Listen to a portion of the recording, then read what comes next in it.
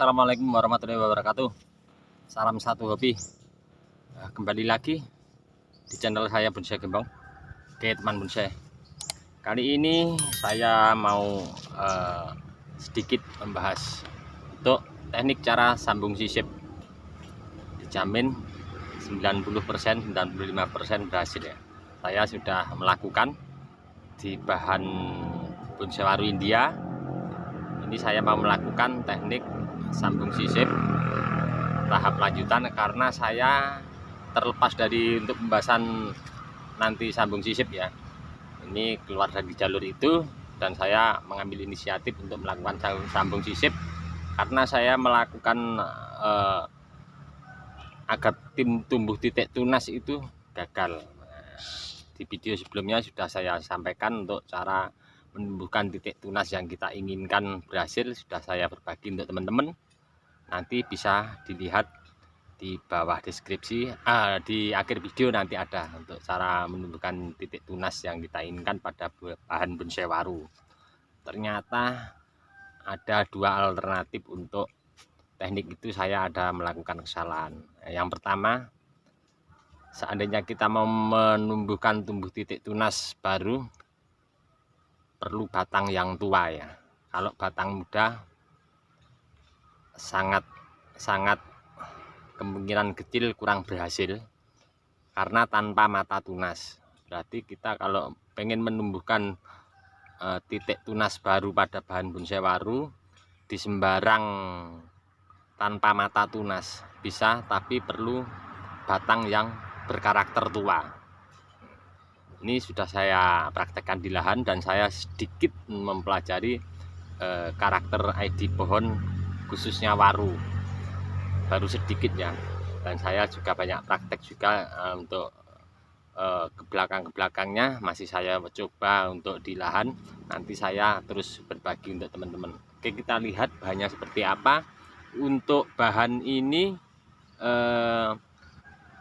berapa tahun penanaman, dari besar sejari sudah berumur berapa tahun, nanti bisa dilihat di akhir video. Nanti ada perjalanan bahan bonsai ini sampai sekarang berumur berapa tahun, nanti untuk teman-teman bisa simak di akhir video. Videonya saya sudah ambil untuk dari pertama awal sampai sekarang saat ini. Nanti teman-teman bisa hitung sendiri berapa tahun. Oke, kita langsung saja menuju ke bahannya, teman-teman. Ini dia untuk bahannya ya.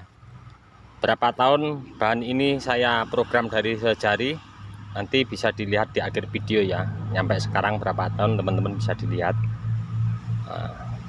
Seperti yang tadi saya bilang ya, untuk menumbuhkan titik tunas baru yang jelas perlu batang tua. Tanpa mata tunas pun, tanpa ruas pun bisa, tapi kita menunggu karakter batang ini tua ya. Seperti ini saya pengen menumbuhkan titik tunas dengan teknik cangkok seperti di video saya sebelumnya. Sudah saya berbagi sama teman-teman, pengen menumbuhkan titik tunas di bawah sini ya. Ini batangnya masih muda ya, terlihat hijaunya masih hijau, masih terlihat hijau. Kalau kita lihat dekat, kita sikat, ini hijaunya masih. Kalau seperti ini, minimal batangnya sudah tua seperti ini ya. Untuk mencapai karakter tua berarti kita, seandainya ini sudah seperti yang kita inginkan, cabang kedua ini besar, batangnya sudah seperti yang kita inginkan, ini yang di pucuknya kita potong ya. Paling ujung pucuknya kita potong, masih ada daun. Nanti kalau ini sudah terkesan tua, bisa kita lukai atau bagaimana, kita bisa bikin alur tipis pakai karter bisa.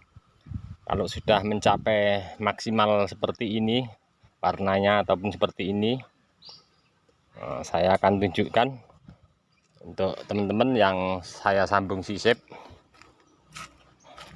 Nah, ini saya berhasil untuk sambung sisipnya. Saya ambil kesimpulan, daripada kita program bahan sudah terlalu lama dan seperti kita inginkan sudah maksimal, kita ambil kesimpulan tetap saya ambil untuk sambung sisip aja biar tepat. Nah, ini batang tua ya, bisa tumbuh titik tunas. Di batang muda pun sini juga nanti saya mau ambil kesimpulan untuk saya ambil pakai sambung sisip. buat as terusan mahkota. Nah, saya mau melakukan hal ini untuk di cabang ini di bawah ya. Karena apa saya lakukan sambung di bawah, nanti kalau di atas terlalu berdekatan ya sama ini, sambil di bawah.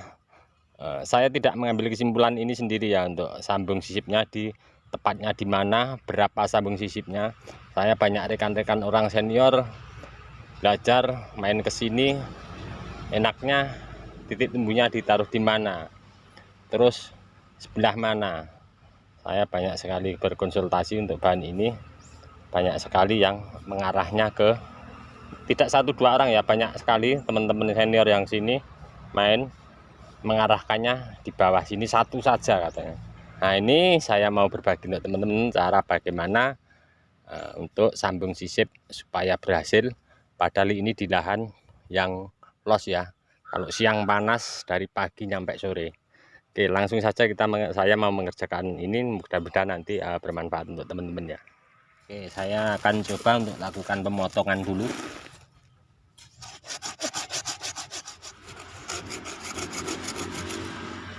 Karena ini batang besar ya, cabang besar maaf, ini akan saya rapikan untuk tulang tengahnya memakai pahat yang cekung ya.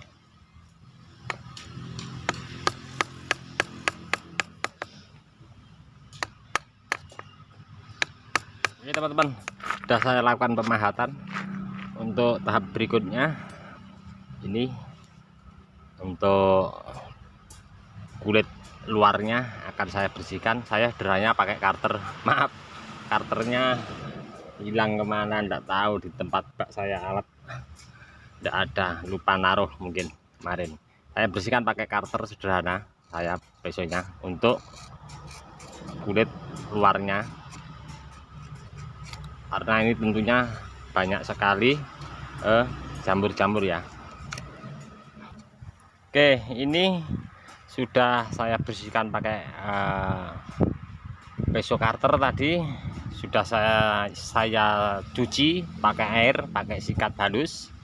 Nah, kemudian kita kasih salep kambium ya, kita oles salep kambium biar kering dulu. Kita kalau setelah kering ini kering bener-bener kering, kita baru melakukan sambung sisip. Oke, sambil kita menunggu pemberian salep kambium kering, untuk pemilihan bahan ya, perhatikan kita cari tunas yang pucuk, tunas yang sehat. Saya ambil contoh seperti ini, saya potong untuk saya sisakan paling pucuk ya. Untuk pelukaan nanti sistem kedua ya, kita menunggu untuk nanti kita ke bahan dulu, kita ngambilnya sisip masuknya seberapa, kita mengikuti untuk pelukaan bahan ini. Coba kita langsung lihat ke bahannya, sudah kering nampaknya untuk pemberian salep kambium. Oke teman-teman, sudah kering ya. Langsung saja saya mau melakukan untuk kedalaman, kalau bisa sekitar 1,5 sampai 1 cm ya, tergantung besar batang juga. Untuk lebarnya kita ambil nanti untuk penyisipannya. Saya coba mau langsung lakukan.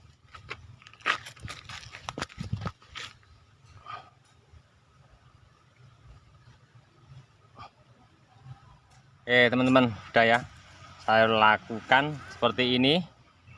Jadi lihat, hati-hati jangan terkena tanah ataupun kotoran yang lain, terutama di dalam sini ya, di dalamnya sini bisa mengakibatkan jamur, dan penyambungannya nanti akan terganggu. Walaupun untuk bahan bonsai waru sangat mudah untuk sambung sisip, tapi kita tetap perlu hati-hati dan teliti ya. Oke, saya mau langsung melakukan untuk pengupasan pucukannya tadi sesuai panjangnya sayatan ini, dari sini nyampe ke sana. Saya mau langsung lakukan untuk pelukaannya pucuk yang saya mau sisip. Oke, saya mau coba lakukan hati-hati ya. Untuk peso usahakan steril, jangan peso bekas. Ini baru ya, karena apa, kalau bekas biasanya ada kotoran menempel, nanti menempel di bekas kupasan sini, akan mengakibatkan jamur juga dan mungkin kadang mengalami kegagalan ya. Saya mau coba segini dulu, saya coba masukkan, kalau pas nanti mungkin akan saya teruskan, kalau masih kurang nanti bisa ditambah lagi ya. Kurang sedikit untuk pengurangan ketebalannya.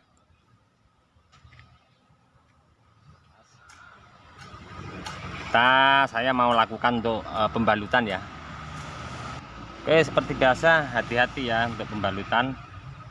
Saya pakainya plastik briefing. Kalau ini yang asli buat untuk okulasi ya. Sama kalau plastik briefing seperti ini untuk teman-teman semuanya sudah saya kasih tahu ya. Ini panjangnya 60, ada yang 30 cm, bisa dipotong-potong. Saya ini yang kasih ban temen kemarin, main ke tempat temen dikasih buat sambung sisip. Oke, kita tekan ya, tekan sampai pentok ke ujung sini, kita tekan masuk ke dalam, kita tutup, kemudian kita lakukan pembalutan.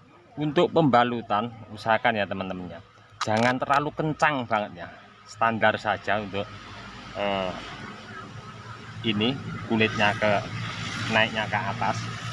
Kalau terlalu kencang akan mungkin beresiko kegagalan juga ya, jangan terlalu kencang banget ya, standar saja untuk pengikatannya. Kalau enggak pakai plastik juga bisa, seperti ini pembalut. Ini saya tutup semua ya, yang penting ini udah kering, bener-bener kering ya. Ini saya lakukan penutup total seperti ini, bisa dilakukan menyerong biar awet kelembapannya ya.